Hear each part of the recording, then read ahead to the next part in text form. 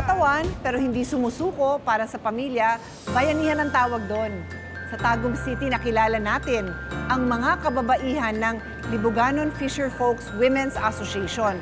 Mga nanay at lola na sabay-sabay kumakayod at sabay-sabay ding umaangat sa pamamagitan ng pagdibaw ng bangus at pagdadaing ng maliliit na isda. Panoorin natin ang kanilang kwento.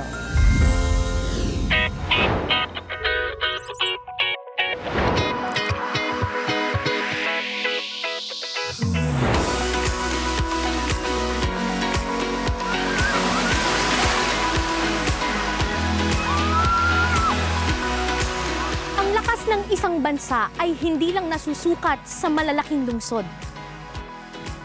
Ito ay nagsisimula sa maliliit na komunidad. Sa mga taong araw-araw bumabangon, nagtutulungan at nagtatagumpay sa simpleng paraan. At sa bayan ng Tagum sa Davao del Norte, may dalawang grupo ang nagtutulong-tulong para maging mas matatag ang kanilang pamayanan.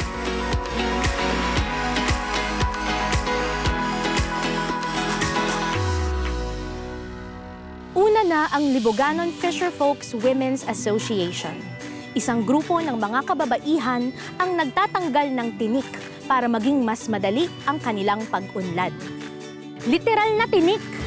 Dahil kung nakatikim na kayo ng boneless bangus, gaya nito, sila ang nagdebone nito.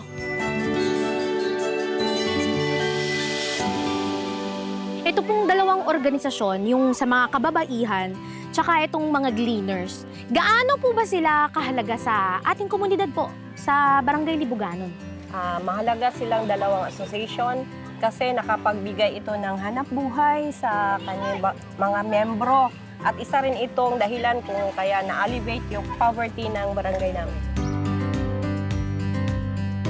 So paano po yung nakakatulong sa ekonomiya ng barangay? Tungod kay income naman sila, at sila'y kwartang palit sa ilahang mga gamit, basic needs nila. Ang mga kwartangan, ilang nakuha, nag-ikot-ikot lang dito sa barangay. Opo. So, para sa ekonomiya. Sa bawat bangus na nililinis nila, may kasabay na pag-angat ng sarili at pamilya.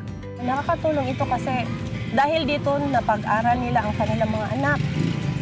Yung mga kailangan nila pang araw-araw, nabibili na nila. Bilihin nila, opo. At saka yung mga anak nila, nakagraduate na, meron na sila. Ay, meron po. Ay, totoo po. Yeah.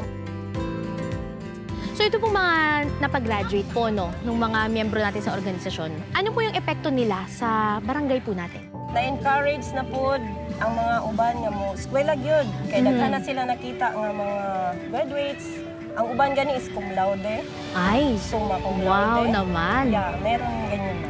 So tama, nakaka-proud, tsaka nakaka-inspire din po, no, sa ibang mga kabataan na magpursige din sa pag-aaral at sa mga magulang na mas magpursige pa pong magtrabaho. Tama po, ayun. At dahil sa pagsasama-sama nilang mga lola, ang kanilang lakas ay dagdag na tatag ng kanilang komunidad. Og feel nila, og proud sila nga nakatrabaho sila, nakastand sila as haligi ng tahanan maski mga lola sila.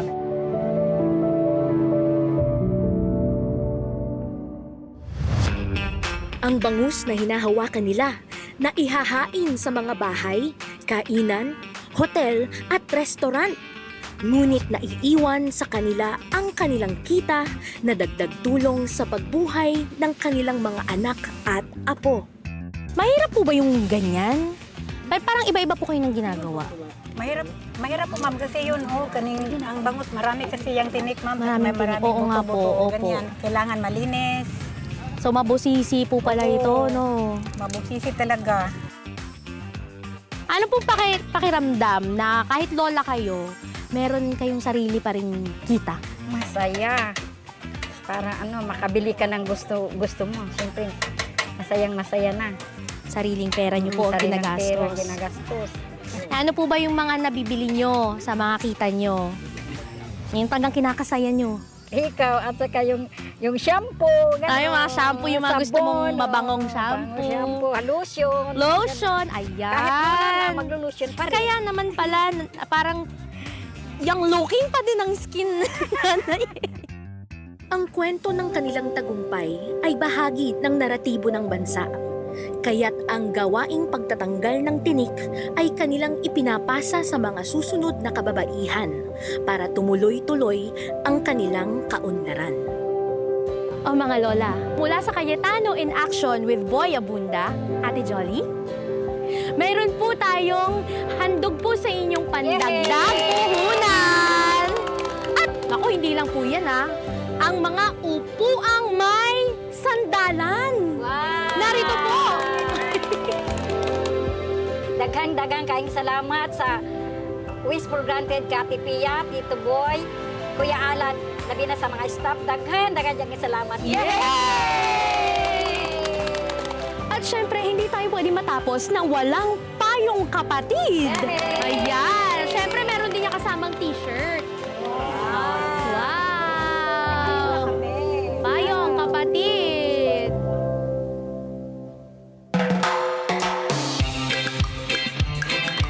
Dahil sagana sa yamang tubig ang bayan ng Tagum, nabuo ang isa pang grupo, ang Libuganon Fisher Folks Gleaners Association. Ngunit hindi lang kita ang ambag nila sa lipunan, kundi ang pagpapanatili ng tradisyong minana pa nila sa kanilang mga magulang. Ang pangunguha ng talaba. Ang trabahong tinatawag nilang manginhasay. Isa lamang si Tatay Pidok sa mga member ng asosasyon na ngayon ay nagtutulong-tulong para panitilihin ang manginhasay sa bayan ng Tagum. At bilang tradisyon, isang buhay na bahagi ng kasaysayan, samahan natin silang manginhasay ng talaba. Sa experience nyo po, paano po nakatulong itong pangunguha ng talaba sa pamilya nyo, sa pamumuhay, pang-araw-araw? Napakalaki pong tulong ng talaba sa akin kasi tulad ngayon, ito na lang po yung panginabuhi na po nga isa nga matugunan ako ang ilang mga panginahanglan. Kamusta naman po na mga babae ang nangunguha ng talaba? So ano po bang ibig sabihin po nito sa community natin? Malaking tulong yung mga babae na pagkuha nila ng talaba kasi para sa amin na mga lalaki, parang may kumbaga tawagin natin, may income sila tapos may income din kami. Parang kumbaga sa amin medyo makaluwag-luwag kami. Kasi both sides sa amin may ginagawa, may income. Tama po. So sa pananaw nyo, Kuya Pido, gaano kahalaga dito sa komunidad nyo yung pagiging manghinasay nyo? Napakalaki po. Kasi bukod na ito yung pangunahing hanap buhay namin, at least nakakatulong din po kami sa yung mga turista po nga pumunta dito kasi yun yung hinahanap nila, talaba, inilaw na sisig, tapos mga isda. Proud na proud po ako na bilang isang full-time manginhasay po na kasi yun, nasusuntindihan akong mga anak sa ilang pag-eskwela, mga pagkaon nila nahatag na ko tungod anang sa akong pagpanginhasay. So proud ko nga isa ko sa manginhasay na nakatabang ko, isa sa nakatabang sa ko ang pamilya. Hindi madali, ngunit isa itong kakayanang pinagsalin-salin mula pa sa kanilang mga ninuno. At tinutuloy nila para rin may maihain sa kanilang pamilya. Kuya Pidok, sa pamamagitan ng Cayetano in Action with Boy Abunda, narito ang mga pamaskong handog nila sa inyo. Ayan, so meron tayong mga medyas, mga gloves, sige po dito, mga itak, mga planggana at balde. Ayan po. Ito po yung pangunahing kagamitan namin sa pangunguha ng talaba. So, Okay. para protection din po sa kamay at sa sa paa namin. Pero kung meron pa kaming pahabol po, Ate Jolly, salamat. Ito, Kuya Pido, ang munting handog po ng Cayetano in Action para kung meron pa kayong ibang mga kailangan, makakatulong po yan para mabili niyo po yung pang-trabaho ninyo.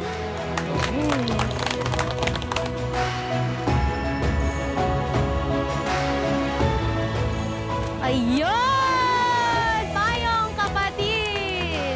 Maraming salamat po kay Kuya Alan at kay Ate Pia at Tito Boy. Merry Christmas! Yay! Tulad ng mga manggagawang tuntungan ng kaunlaran, ang kanilang bawat paglusong ay tumutulong sa paghakbang ng bansa.